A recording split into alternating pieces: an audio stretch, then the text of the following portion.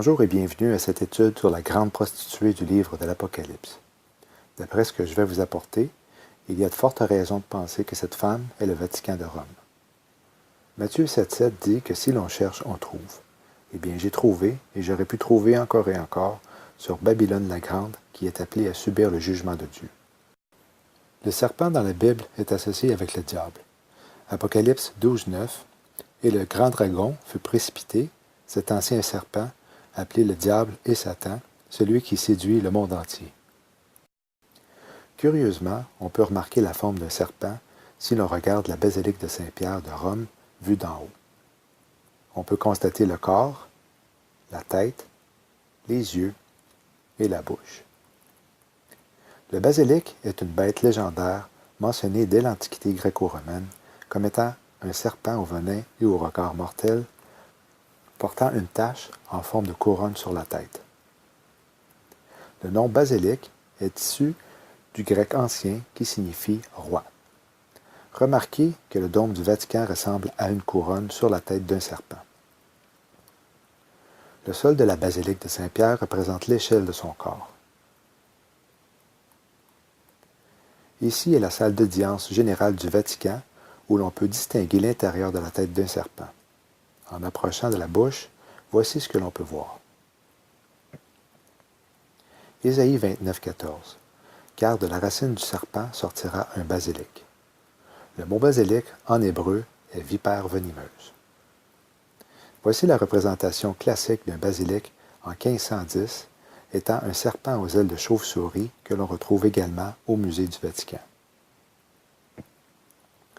Si l'on regarde ce qui entoure le serpent et qu'on examine avec un esprit de discernement, on s'aperçoit qu'il est ce qui semble être dans la tête d'un extraterrestre. Cette tête a aussi un corps. Voyez les bras, les jambes et le vagin qui est la tête du diable. Chacun, n'est-ce pas? Sans oublier les ailes pour nous montrer que cette horrible créature est en réalité la reine du ciel. Maintenant, examinons la ressemblance de l'autel de la basilique de Saint-Pierre avec celui d'un mouton mort. Si vous observez attentivement, vous pourrez remarquer les deux yeux, le nez, la bouche et la langue sortie.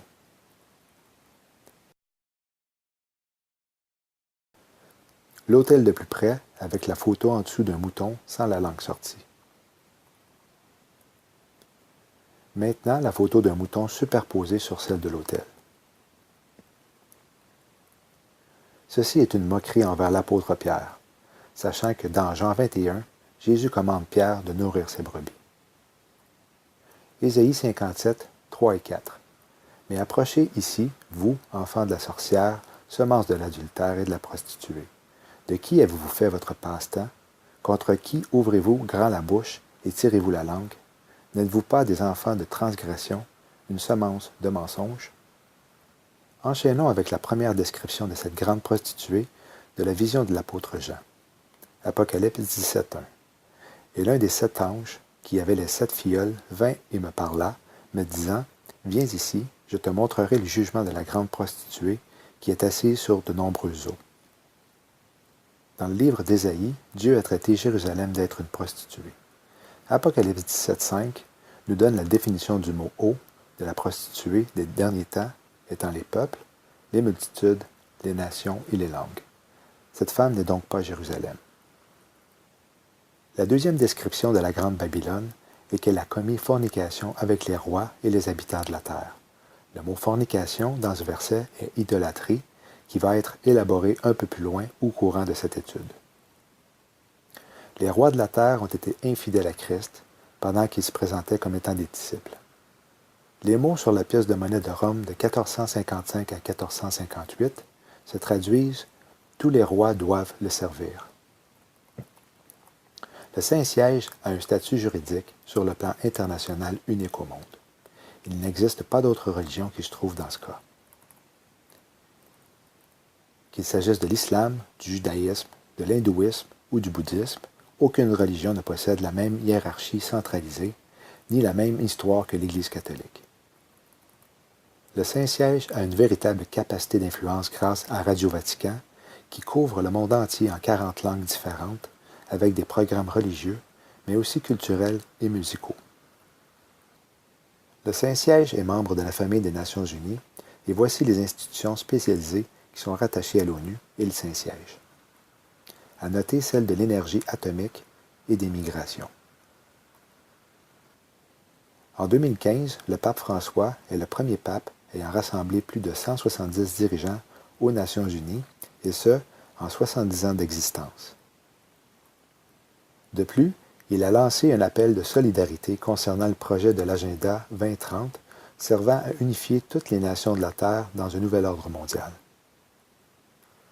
Alors que les changements climatiques sont toujours plus proches de devenir la religion officielle de ce monde perdu dans lequel nous vivons, Pape François est devenu le dirigeant de ce mouvement mondialiste d'adoration de la Terre. It seems clear to me also that climate change is a problem we can no longer be left to a future generation.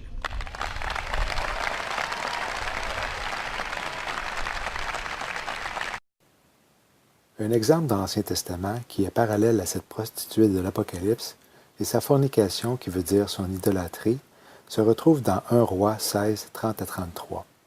Et Ahab, le fils d'Omri, fit ce qui est mal à la vue du Seigneur, plus que tous ceux qui avaient été avant lui.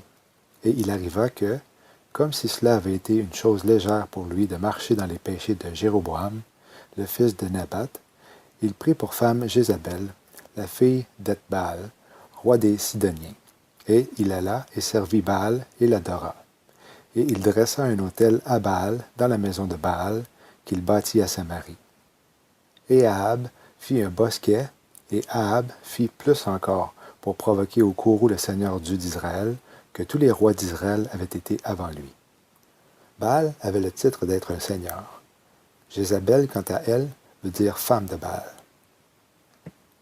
En ce qui se rattache à la prophétie, une femme dans la Bible représente une église, et Jézabel représente l'église apostate qui enseigne l'idolâtrie. Apocalypse 2, 20 à 23. Cependant, j'ai certaines choses contre toi, parce que tu laisses cette femme Jézabel, qui se dit prophétesse, enseigner et séduire mes serviteurs pour commettre la fornication, et leur faire manger des choses sacrifiées aux idoles. Et je lui ai donné du temps pour se repentir de sa fornication, et elle ne s'est pas repentie. Voici, je la jetterai sur un lit, et ceux qui commettent adultère avec elle iront dans une grande tribulation, sauf s'ils se repentent de leurs actions. Et je tuerai ses enfants, et toutes les églises sauront que je suis celui qui sonde les reins et les cœurs, et je donnerai à chacun de vous selon vos œuvres.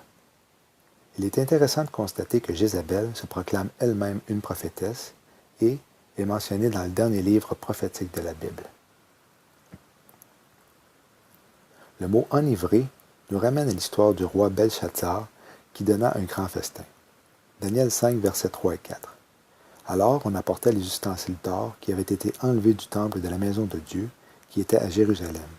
Et le roi et ses princes, ses femmes et ses concubines y burent. Ils burent du vin et louèrent les dieux d'or et d'argent, de cuivre, de fer, de bois et de pierre. S'enivrer nous influence à commettre des actions que l'on peut regretter par après. Les actions du roi ont emporté un jugement de Dieu sur lui et son royaume. Versets 30 et 31. En cette même nuit, Belshazzar, roi des Chaldéens, fut tué, et Darius, le Mède, prit possession du royaume. La troisième description de la prostituée est donnée au 4e verset, alors qu'elle est vêtue de couleur pourpre et écarlate. La couleur de la soutane des clergés et des évêques est pourpre, quant aux cardinaux, elle est écarlate. Les apparences peuvent être trompeuses, puisque le vêtement de la femme idéale que l'on retrouve dans Proverbe 31-22 est de couleur pourpre. Ensuite, nous pouvons lire qu'elle est parée d'or, de pierres précieuses et de perles. L'Église romaine catholique est de loin l'institution la plus riche sur terre. Le Vatican et ses cathédrales ont des trésors où des objets de valeur inestimable sont exposés.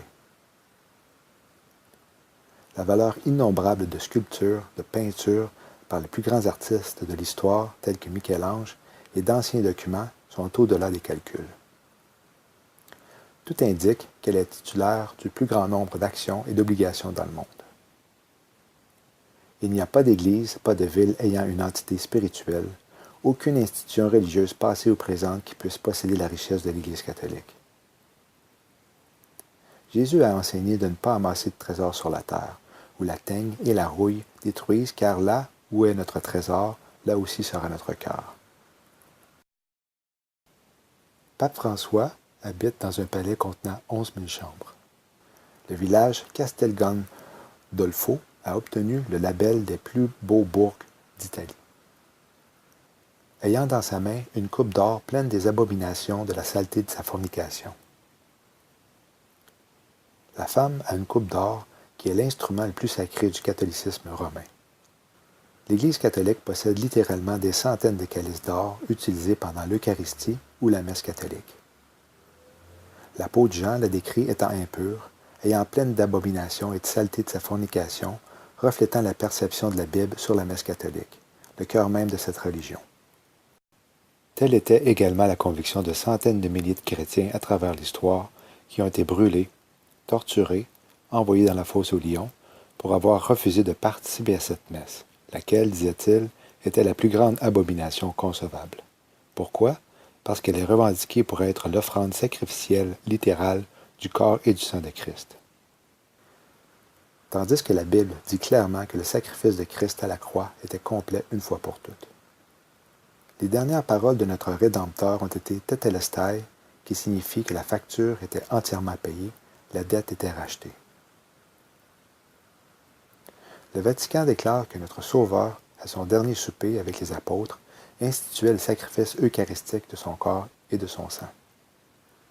Le Concile de Trente s'accorde à dire que Christ, au dernier souper, a offert à Dieu le Père son propre corps et sang sous la forme du pain et du vin. Si tel est le cas, il était sacrifié pour les péchés du monde au dernier souper avant qu'il ait été à la croix.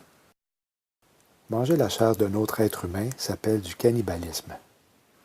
Il est pratiqué dans les cultes sataniques et le sang littéral d'une personne est aussi bu de la coupe. La Bible dit que la rédemption a été accomplie une fois pour toutes. Hébreux 9:12. C'est par son sang qu'il est entré une fois pour toutes dans le lieu saint, ayant obtenu une rédemption éternelle pour nous. The cross shows us a different way of measuring success. Ours is to plant the seeds. God sees to the fruits of our labors.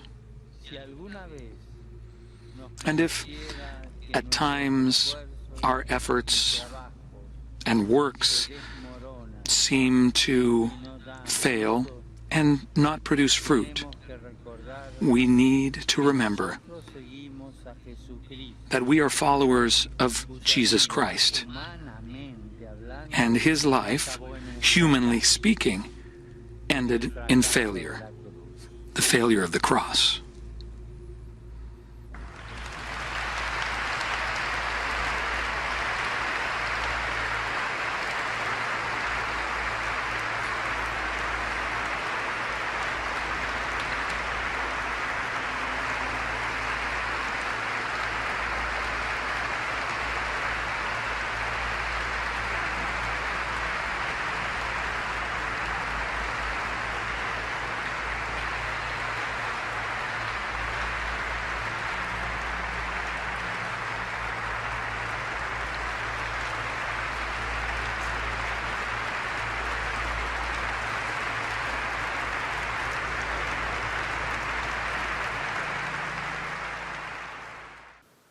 Les prêtres catholiques revendiquent que par eux, le pain et le vin deviennent littéralement le corps et le sang de Christ et l'offrent en tant que sacrifice propitiatoire à leur autel. Selon eux, et je cite, « Le prêtre catholique est indispensable, étant donné que lui seul a le pouvoir de changer les éléments du pain et du vin pour le corps et le sang de Christ. Il est le vrai, le seul sacrifice. » La fornication résonne fort du côté du clergé catholique, qui a violé à maintes reprises et continue de le faire, leurs vœux en ayant des relations sexuelles avec des garçons.